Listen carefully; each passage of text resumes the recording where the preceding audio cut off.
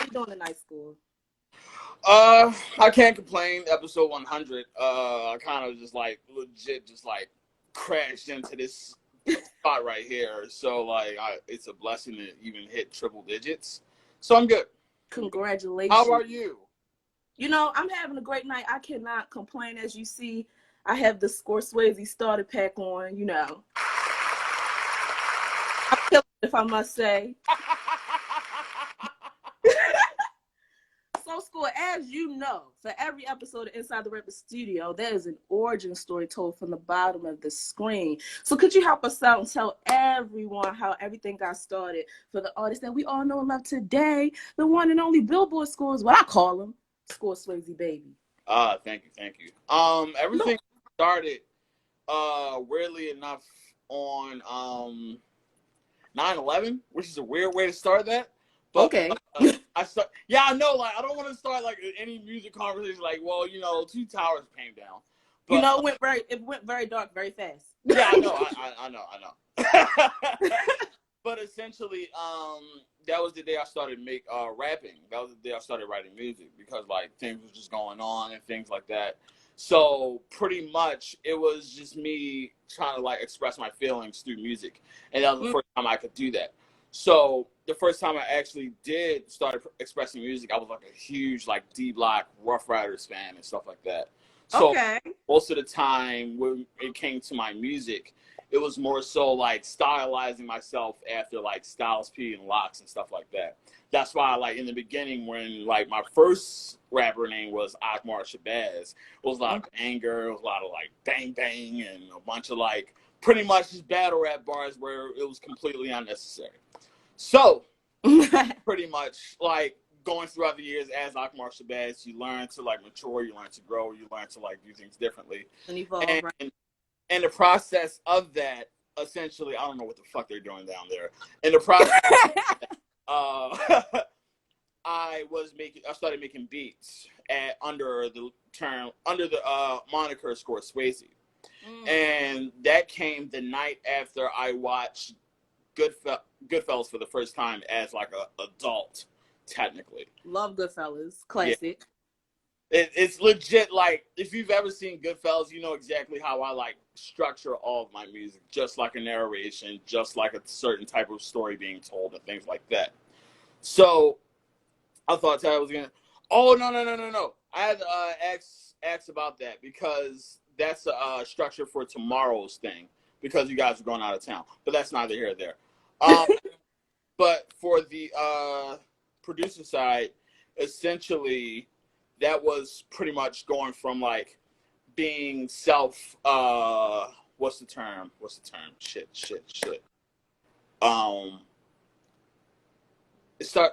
It's self efficient. There you go. Okay. I don't know why it didn't come to mind. It's fine. It's late. Essentially, it was just trying to be self efficient with the work that I do. So I started making beats and things like that. Once Marshall Bass ran its course, I was looking for something to like kind of inject myself with some new blood, some fresh type of idea, fresh type of like imagery, essentially. Okay.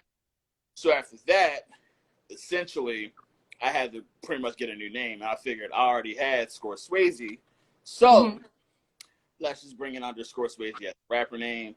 Henceforth, since 5 years ago in October, it will be Score Swayze. So as you can see here now. And look where we are. So how hard was that transition? It wasn't that hard, believe it or not. It was the fact that I had to make the transition, what was the hard part. That's the only hard part, because like I got stuck on the whole name and the whole moniker and the whole idea of Akmar Shabazz.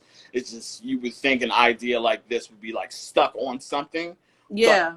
But, like, you couldn't really work it out that way. So what I decided to do was essentially just try to do something new. You know what I mean? Okay. I tried to do like something new, whereas though things weren't really happening with Akmar Shabazz, really wasn't getting any numbers, weren't getting any shows, weren't getting a lot of things, and it affected them. So in order to change that, you had to start within and bring it out. So I started within, did away with Akmar Shabazz, and pretty much created this new moniker under Score Swayze. Dope. So I hear that you said your inspirations were Styles P, people like Styles P and Rough Riders. So I want to know, how did you come about marrying the people you were influenced by with your own style?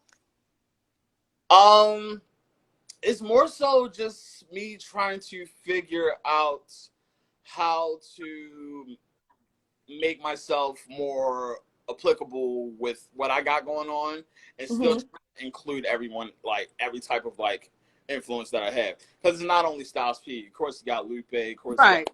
you got like some southern stuff like Outkast and like Rick Ross, things like that. But like in the beginning times, it was just Styles P. Whereas though that like all that hard shit that 11-year-old me wasn't supposed to listen to, that was like the foundation.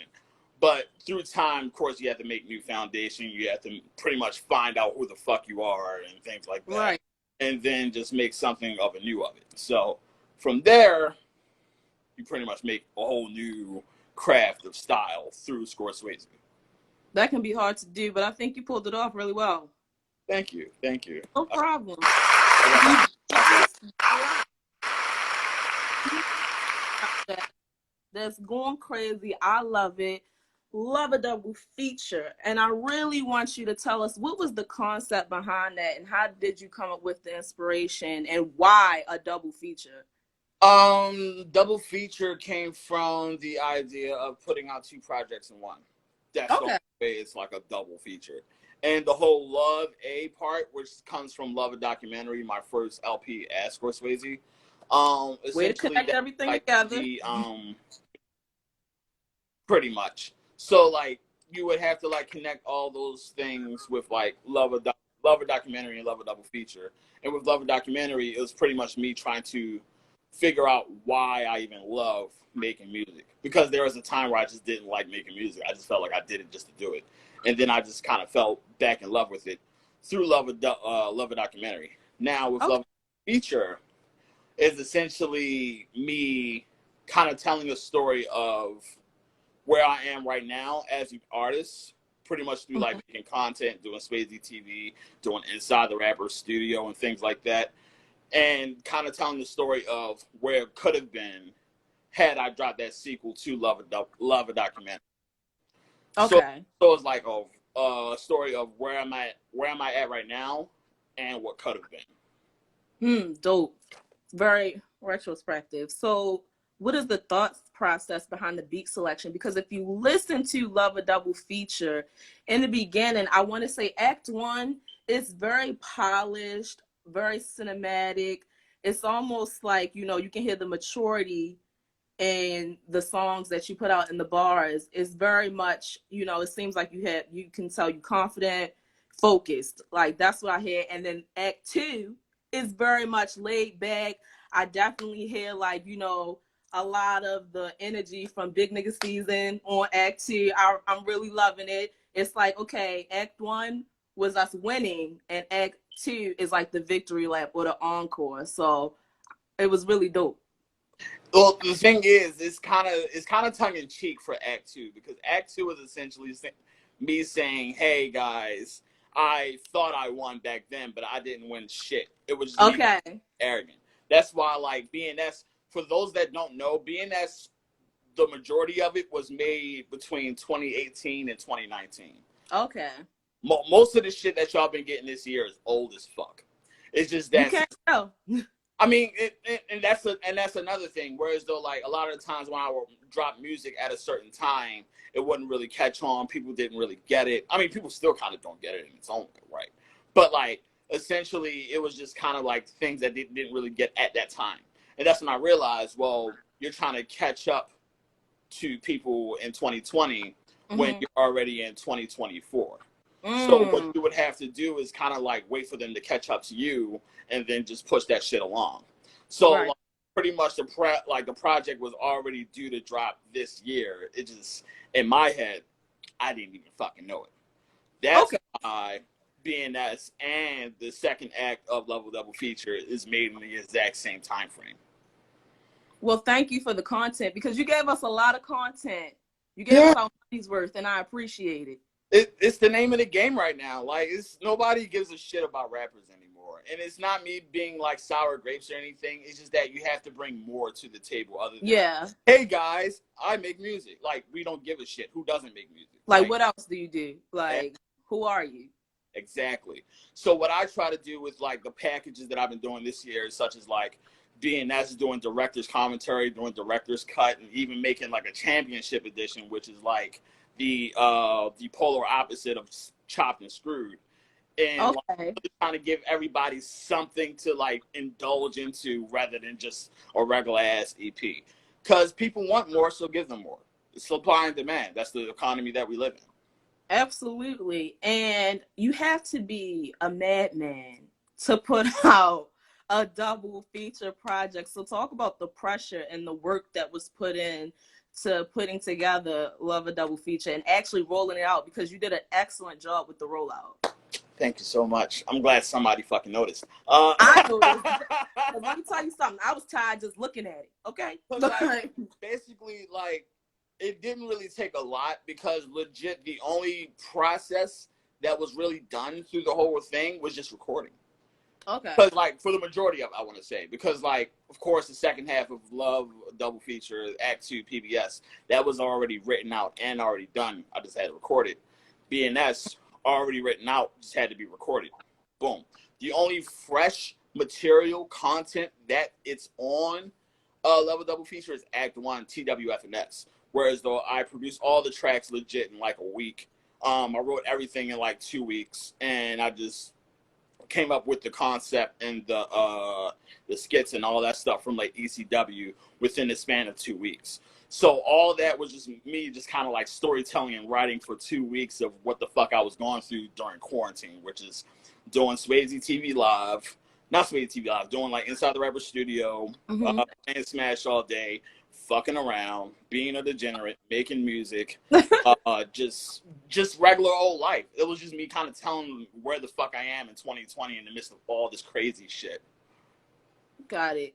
So with the project, you have a lot of features, and great features, by the way. How did you choose the artists that you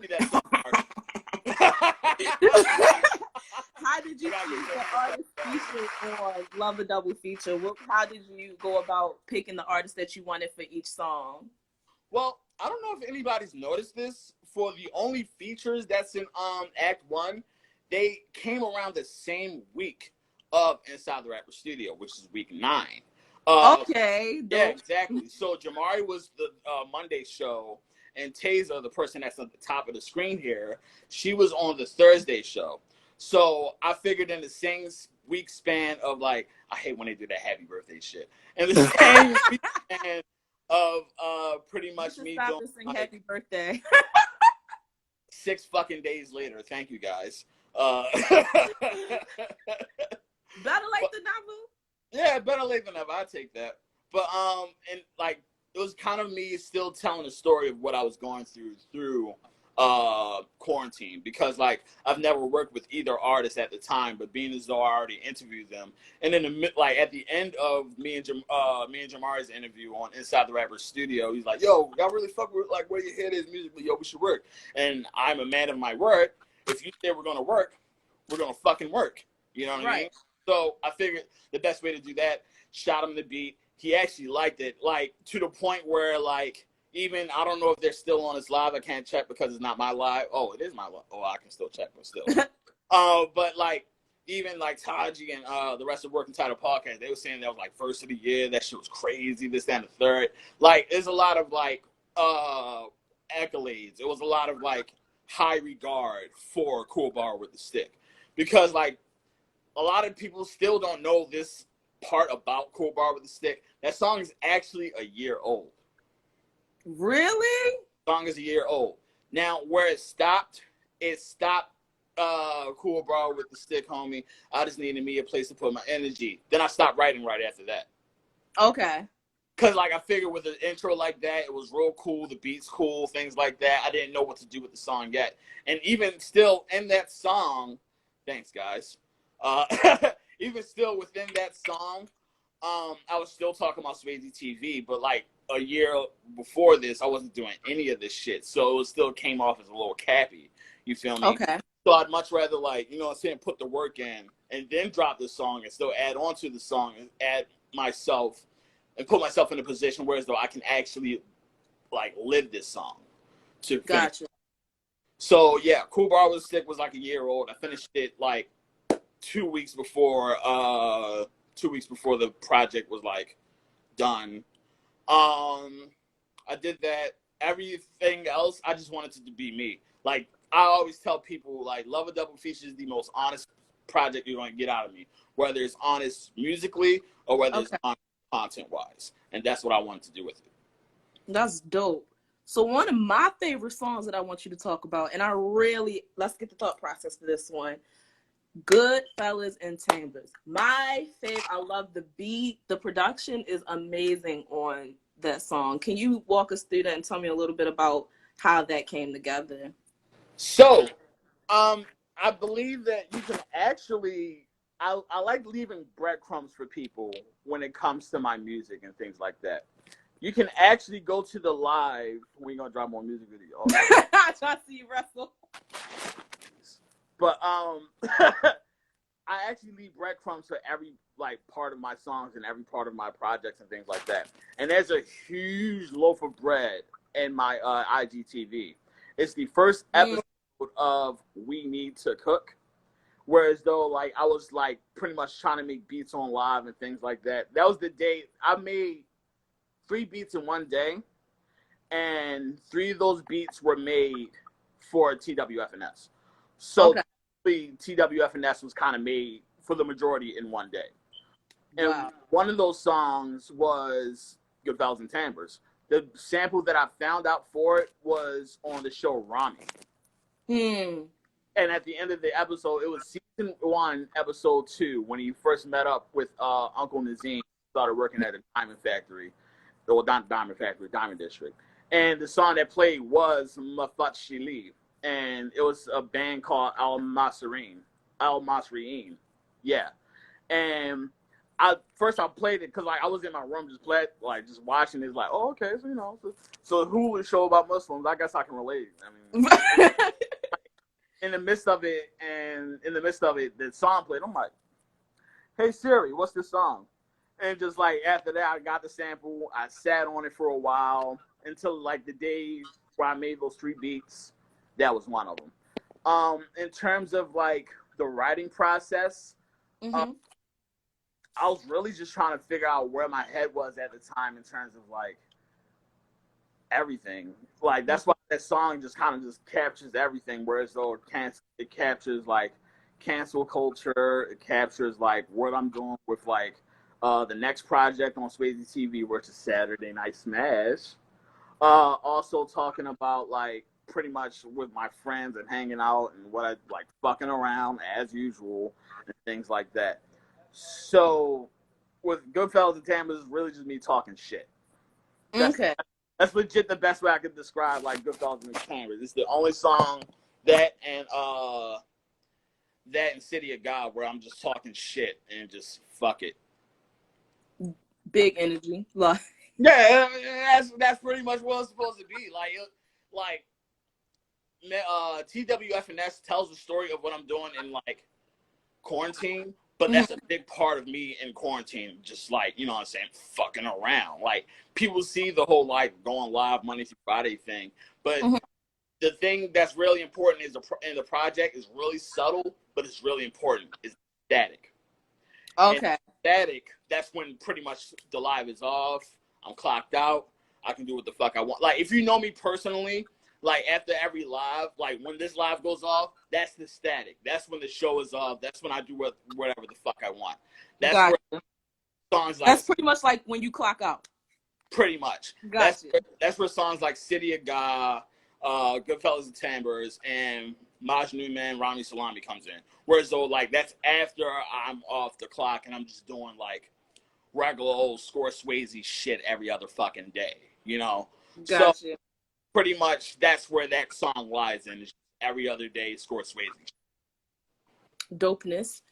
I love how you try to marry together your love for wrestling culture and music. So can you tell us, one, why you love wrestling culture so much, and two, how you married it with the music to make them become one.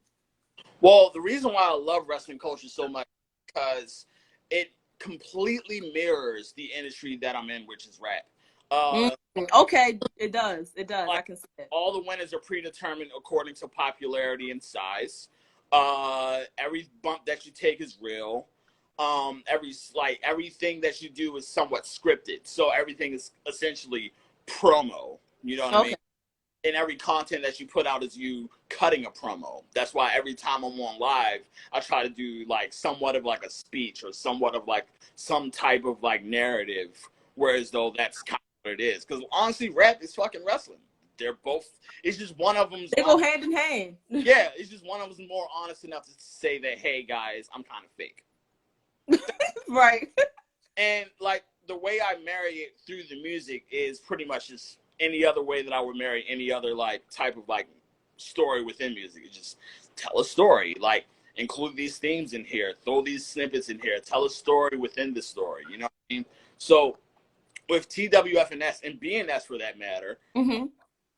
I even have like a narrative for BNS, but it's not as like broadened out. It's not as like told on a grander scale with like just what I'm doing with my everyday life. BNS is more so what the fuck am I doing in general from the year 2018 to 2019. TWFNS is just 2020 in a nutshell. Gotcha. 2020 in a nutshell, which has been crazy. Yeah, like, and that's why I felt as though it was necessary to drop 2 projects in 1 year. It might be a third one. I'm not gonna hold you any promises, but like just having like those stories being told within like the matter of the years or months that we've had so far, like somebody has to keep this shit on record. That's why the intro was legit only 12 bars, but it's just me saying whatever the fuck is going on. Like I just got me a job. I don't even Right.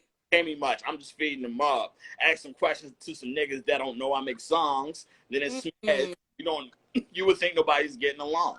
Then I make me some beats. Like everything from that fucking like intro completely tells you what's going on in fucking like the world of Scorsese.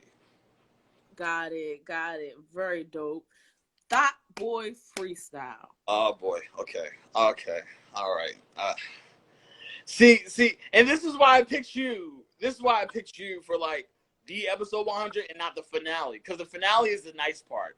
The finale is just like, hey guys, we're celebrating score like inside the rapper studio. What's your favorite? Like, no, this is the hardcore shit right here where you gotta get in. You gotta get in the meat.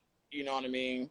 So I don't trust anybody else to do that but you. Really? Because I actually was going. I'm not even gonna say take it easy on you. I like that. I like the Thought Boy Freestyle. Mm-hmm. It was dope to me. I thought it was very entertaining. Mm-hmm. I love the singing at the end. Mm-hmm. But I'm gonna have to come back with a response, right? I'm not. So let's talk about Thought Boy Freestyle. How did that come about? Um. And Well, on a Missy beat at that. Well, that song is a freestyle in its own right because, like, me and Benjamin Banger, who shouts out to Benjamin Banger for being, Shout out to Ben. me and Ben, we kind of was like had like a studio session where as though we were just gonna like do some work, figure out what's like next for like the next couple of months or whatever. Like, it wasn't even called Love a Double Feature at the time. It was called Live from Swayze TV Studios, which I don't think is a better title, but I'm fucking stuck with this shit. So like we just kind of went in. I told Ben, yo, pick a beat. I don't know if he asked me to pick a beat or I asked him to pick a beat, but somebody picked Hot Boy by Missy Elliott. And we both found some old bars where we were just like, all right, fuck it, we'll just rap. And I picked a song that like I wrote back in 2019. And I was like, all right, fuck it. It's like 2 verses. That's enough to just like fly by. And then I just freestyled the end of it with like the actual Hot Boy shit, but being a thought boy, because that's what it's about, me being a promiscuous whore. Okay, because that's always fun.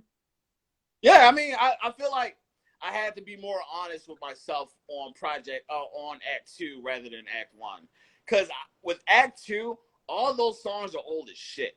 But at least I'm honest enough to put these songs out at a time like this and kind of accept who I was back then. You know, you really stood in your truth, and I appreciate it. You know, not everyone can do that. Yeah, like it was me just kind of like, I was a wild boy back then. Like, just, yeah, I could tell. I,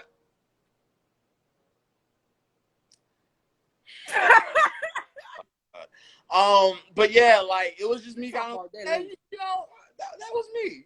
Take that on the chin, put it on your chest. This is who you are, and just give it to the people. Okay, and we'll accept it. That's all we can do. That's pretty much what it was. So being a producer and a rapper, is it hard? How hard is it to not only, write the songs on your project, but to do the production as well? Is it hard? A, is it difficult? And B, how long did it take for you to put the production together for Love a Double Feature? It's two things when it comes to being a rapper producer. Mm-hmm. The first part is creating a puzzle, which is the beat. The second part is solving the puzzle, which are the words. So basically, all you're doing as a rapper producer is just making a puzzle, figuring out how the song is going to flow, figuring out the structure, figuring out BPM, things like that. And that's your puzzle. That's essentially your platform. This is a video. This is a video game. That'd be a platform. And all you're doing as a rapper is going through the platform, doing your jumps, doing your tricks, doing whatever you need to do to get through the platform. So that's how I see being a rapper producer. It's just that as a rapper producer, not a producer rapper, I tend to take the rapper part more at heart. Okay. I feel as though that's what I've been doing for, you know what I mean? And that's all I really wanted to do in the first place. I feel as though when it comes to producing, I kind of got like shafted to being a producer because Ben at the time, he was going to college in Virginia and he couldn't he wasn't around to like make beats anymore essentially. So you were like pretty much forced to Yeah, I was pretty much forced to be like my own producer. And that's where like I started producing underscore swayze. It's just that even still, I don't see myself producing unless I have to make that beat either for me or another client. Okay. Well, that makes sense. And how hard is it? Because you do, in the midst of putting together Love a Double Feature and producing your own work and writing your own work, you also help other people produce their projects, such as me. So is that too much pressure to put on yourself, or do you do it because of course, you do it because you love it? But when do you get the time to, relax? If I could be honest, I feel like I've been a lazy piece of shit for like the past like 4 years in my I career. think we would all have to disagree, but okay. Because like I feel as though like it's me just putting more pressure on myself to pretty much like excel to the next level, especially this year where as though everything's shut down and like it's an even playing field. So in my eyes, all that looks like to me is just fucking opportunity. Okay. So if it's anything that I am is an opportunist. So I'd much rather put myself in a position where as though like if everybody's like not necessarily down, but everybody's kind of like struggling right now, I'd much rather be that sore thumb in a good way, stand out, and still help everybody else that's down right now. Which is why I like shit like what's it called? Love a Double Feature, whereas though like I'm having two features where not a lot of people have heard of those features, like on one song. Mm-hmm. Not song, but that's the one standout song. And like really try to make sure like everybody else like kind of eats off that type of like situation, whereas though like a show like Inside the Rapper Studio for that matter, like it's Right. it's a lot of fucking interviews, and a lot of people even say when it comes to interviews like, oh, I never knew that person before the interview. Right. And more so me trying to make sure like granted people like will get press regardless, big time people in the city are going to get press regardless. It's just that me in my position, I know how it feels to be like, what I'm saying, the motherfucker trying to like climb up and like to the next level. So I'd much rather look out for them first than like the big dogs. I get that. So me in my eyes, I'd much rather like try to look out for everybody else, even when it comes to the work that I do, even with production. You know what I mean? Like, say for instance, if I got like a project due in fucking like October, November, you know, I'd much rather do like what I'm supposed to do now. But if somebody comes out, asks me for help, I'd be obliged to help because like they helped me along the way. True. It's one washes the other, both wash the face. That's the life I live by. You know, we love to see it.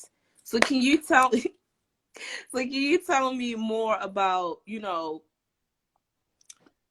Act Two and the freestyles? Why freestyles? I really like the format of you putting more freestyles on the second act because, like I said, it makes it more lax, more laid back. But why the freestyles? Is it just because you wanted to show like your, you know, lyrical ability, or just for fun? That's exactly what it was. Just, Okay. like you hit it on the fucking nose. Like, I sent my brother BNS when it came out like a week afterwards, or like around that same time frame. Essentially, he said he liked it, but he mixed. Yeah, I don't know what that's about. But My journalist vanity that I don't need to be showing y'all. it's but I essentially sent him the project BNS. He said he liked it, but he didn't get a lot of mixtape score in it. And I figured, Yeah. you know what? Let's bring him out. Let's dust him off real quick and throw out mixtape score. And that's how essentially that kind of came about. Like the first 5 or 6 songs on Love a Double Feature, technically those are mixtape score songs. There are no it's no like little melodies, none of that cute shit. It's just straight bars, and that's kind of what I wanted to bring with Love a Double Feature, because Love a Documentary kind of had the same energy. Granted, it had some songs in there, but you still had some freestyle. You still had nigga raps. You still had like the intro. You still had New Season, New Money. I still had those songs where I'm rapping on like, you know, industry beats, but still showing off my lyrical prowess. Right. So that's why the freestyles and stuff like that came through on Act 2 PBS. And the reason why I wanted to do like the whole freestyle thing is to show that, like, even though I'm doing all that shelf shit, whereas it's all melodical and like, hey guys, I have problems, but it's more so me saying that, like, even with the problems that I have, I'm a fucking giant to you act. So it's me kind of like saying that yes, I accept my faults, but my faults don't measure in comparison to how great I am as a musician. Absolutely. And speaking of Shelf, you do have a video out right now. Everybody go check out Shelf on YouTube. It is awesome. Can you tell us the inspiration behind the visual for Shelf and how that came about? Before I move on, it's not my fucking birthday. It's 6 days afterwards. So you people are late. Just I'm telling you, before this is over, we're gonna sing happy birthday because and that's fine because like you guys are trolls. I'm acceptable to whatever trolling comes my way. It's just fair game. That's how this game. I mean, obviously, really, we really should. I mean, several people have said happy birthday. That's fine. You can do that at the end. You can go out. I wish I had a cake and like candles and confetti because I would have made it a whole thing. I bet. But nonetheless, fucking jeez Louise.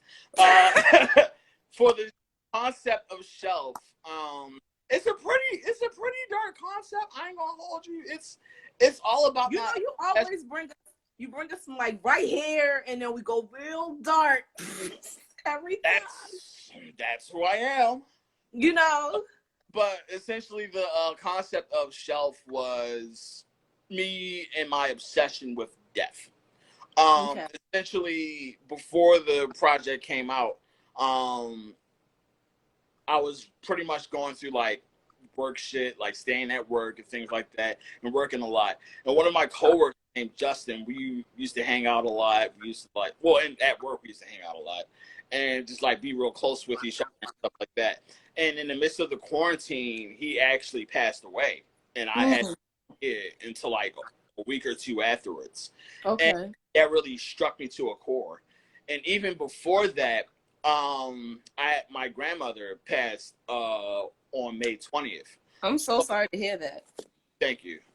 So in the midst of like that May and June, like between that, having two major deaths and not really like being able to like conceptual. I'm so sorry. I know they're going crazy. Like, and this is rule number one of Inside the Rapper Studio. And I wish I went through with this with you before we even started this. These rule number one, I got a lot of birthdays, bro. Rule number one, ignore the comments. Because they're gonna come. They're gonna come. I got a lot of birthdays. I don't know who Title King is, but he just took me out. Put my birthday on the shelf. They are trolling you so hard right now. Woo! Y'all are hilarious. Y'all are real MVPs, because that was hilarious. Okay, back to show. Back to the story. So, you know, those two deaths I had in quarantine. Right, I'm sorry. But like, yeah, just having those like kind of hit me and not being able to like really like take it like on the chest. The best thing I could do is pretty much like make music out of it, make art out of it, and like really express myself through the work that I do. So in the video, the concept is essentially me being a dead man walking. That's why there's an expressionless face. I was supposed to have makeup, but the makeup artists in the city are horrible. I usually don't like talking about that, but like I got screwed that day, and I have to be honest with myself. We're not gonna talk about that. No, I'm usually Mr. Nice Guy when it comes to my shows. This episode 100, I don't give a fuck anymore. I got screwed that day. All right, after then they trashed. It's like, no, not mine though. It's fine. Like, I got screwed that day. It was a really important video. It was a really important thing to do. Got ignored. Very unprofessional. Very It's hard to find good help these days. Yeah. So I had to get that out there. But nonetheless, me being a dead man walking in the video, I had no expression, and I'm wrapped in a white sheet. One of the quotes in Shelf is, what's the one fucking quote? About John Lennon. Niggas think that I'm John Lennon until I'm wrapped in a white linen. Niggas say I'm not a star. Yeah. Boom. So that line refers to the Muslim funeral, which is called janazas. In a janaza, before the body is buried, it's wrapped in a white sheet. Okay. And that's why in the video I'm walking around wrapped in a white sheet, because I'm a dead man walking. Dope. So the video's really natural. The video's very like, you know, back to nature and things like that, because the one quote within Islam is, from dirt we came and we go right back in it. Oh, that's beautiful. Pretty much saying like, yeah, it's made of dirt and you can go back home. Well, since we were so excited and we loved Shelf so much, can we expect more visuals and expect visuals from Love a Double Feature? That's up to y'all. I mean, like, the way Shelf came, their video was to happen. To be honest with you.